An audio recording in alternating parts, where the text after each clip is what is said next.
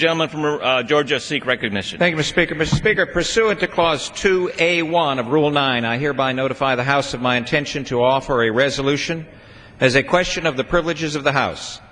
The form of my resolution is as follows. Resolution pledging not to assemble on or between the dates of November 2nd, 2010 and January 3rd, 2011, except in the case of an unforeseen sudden emergency requiring immediate action from Congress. Whereas the 111th Congress has failed in its promise to be the most open Congress in history, but has instead lost the public's trust by engaging in unprecedented political procedures to advance a partisan agenda. Whereas on January 18th, 2006, House Minority Leader Nancy Pelosi stated in prepared remarks, quote, "Democrats are leading the effort to turn the most closed, corrupt Congress in history into the most open and honest Congress in history," unquote. Whereas on November 7, 2006, House Minority Leader Nancy Pelosi stated, quote, "The American people voted to restore integrity and honesty in Washington, D.C., and the Democrats intend to lead the most honest, most open, and most ethical Congress in history," unquote.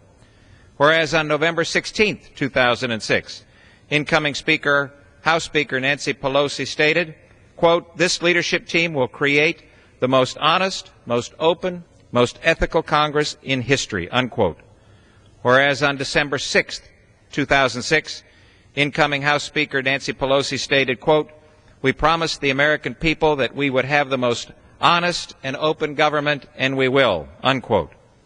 Whereas incoming Majority Whip Clyburn stated on December 8, 2006, that, quote, "Democrats will exercise better leadership in the new Congress and work to raise the standards of ethics in this body," unquote.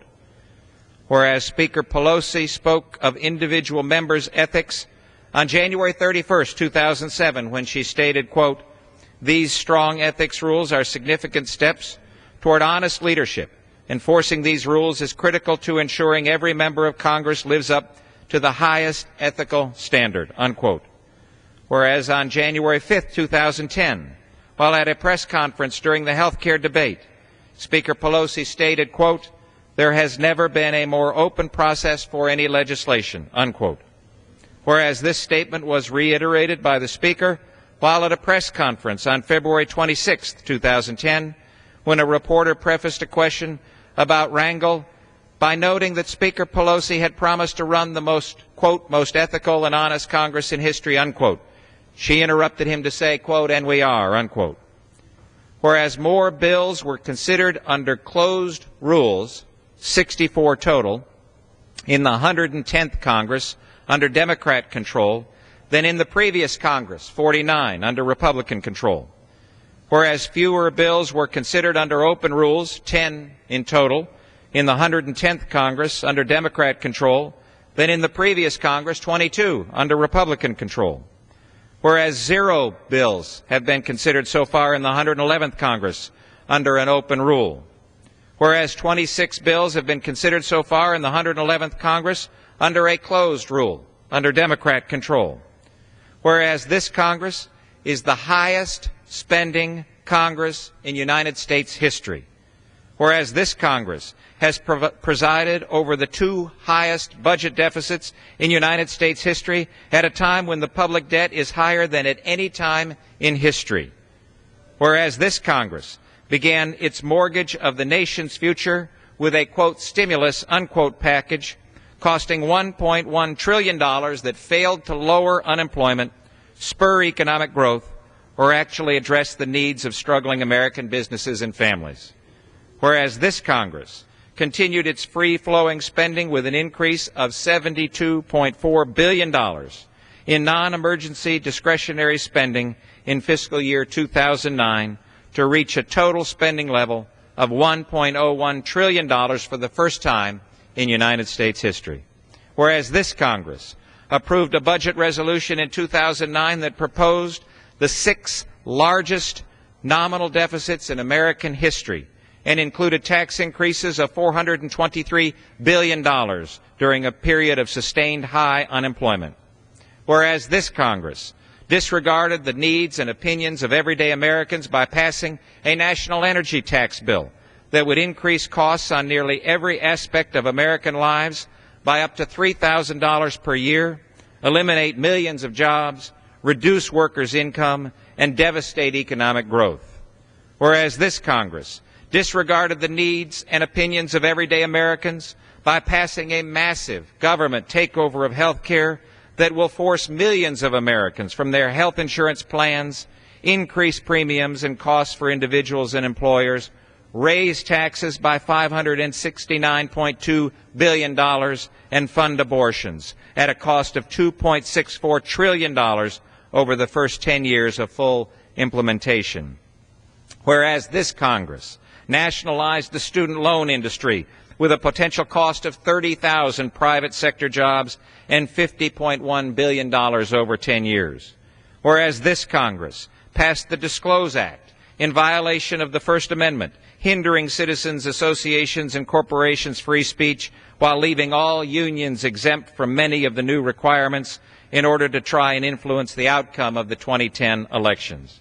Whereas in spite of the House Budget Committee's chairman's 2006 statement that, quote, if you can't budget, you can't govern, unquote, the Democrat leadership has failed to introduce a budget resolution in 2010 as mandated by law, but instead self-executed a, quote, deeming resolution, unquote, that increases non-emergency discretionary spending in fiscal year 2011 by $30 billion to $1.121 trillion, setting another new record for the highest level in United States history. Whereas this Congress has failed Main Street through passage of a financial system takeover that fails to end the moral hazard of too big to fail, does not address the Fannie Mae and Freddie Mac behemoths, and creates numerous new boards, councils, and positions with unconstitutionally broad authorities that will interfere with the creation of wealth and jobs. Whereas this Congress has wasted taxpayer funds on an unnecessary and unconstitutional auto industry bailout, a cash for clunkers program, a home remodification program, and countless other pork barrel projects, while allowing the public debt to reach its highest level in United States history. Whereas Democrats have recently insinuated that significant legislative matters would deliberately not be addressed during the 111th Congress until after the midterm elections of November 2010. Whereas the New York Times reported on June 19, 2010 that, quote, for all the focus on the historic federal rescue of the banking industry, it is the government's decision to seize Fannie Mae and Freddie Mac in September 2008 that is likely to cost taxpayers the most money. Republicans want to sever ties with Fannie and Freddie once the crisis abates. The Obama administration and congressional Democrats have insisted on postponing the argument until after the midterm elections. Whereas the Washington Times reported on June 22, 2010, that House Majority Leader Steny Hoyer stated, quote, a budget which sets out binding one-year targets and a multi-year plan is useless this year because Congress has shunted key questions about deficits to the Independent Debt Commission created by President Obama, which is due to report back at the end of this year, unquote. Whereas The Hill reported on June 24, 2010, that Senator Tom Harkin, a Democrat from Iowa, suggested that Democrats, quote, might attempt to move card check legislation this year, perhaps during a lame duck session. A lot of things can happen in a lame duck session, too, he said in reference to EFCA.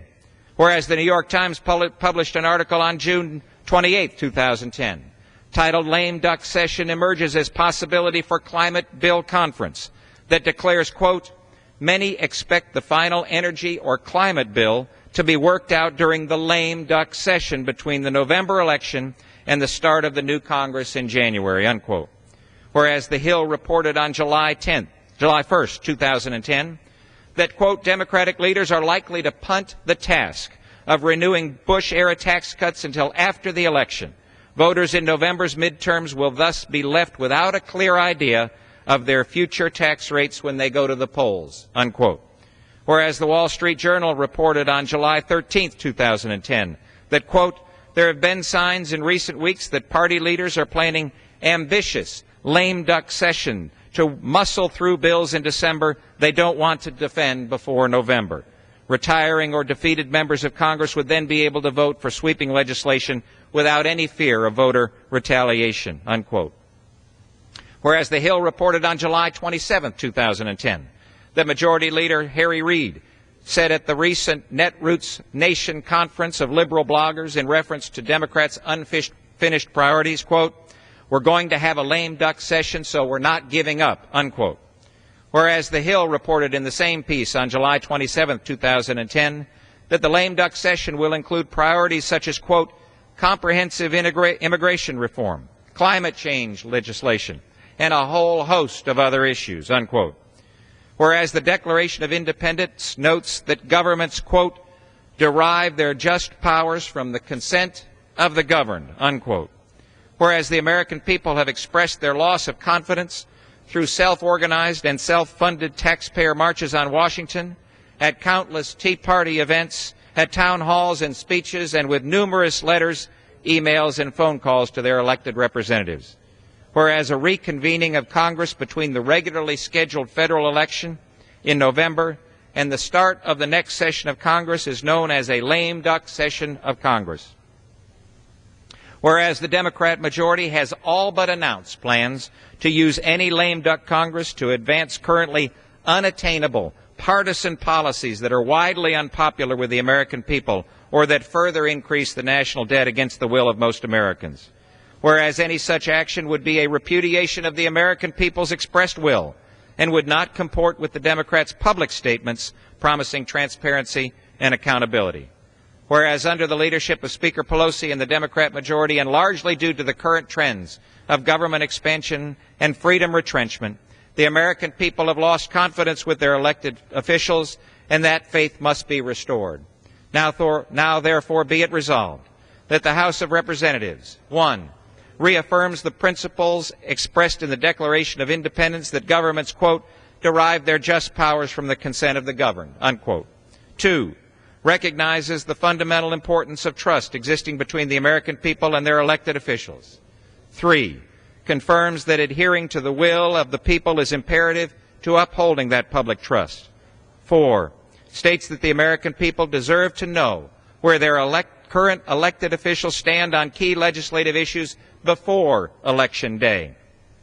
5, states that delaying controversial, unpopular votes until after the election gives false impressions to voters and deliberately hides the true intentions of the majority while denying voters the ability to make fully informed choices on Election Day.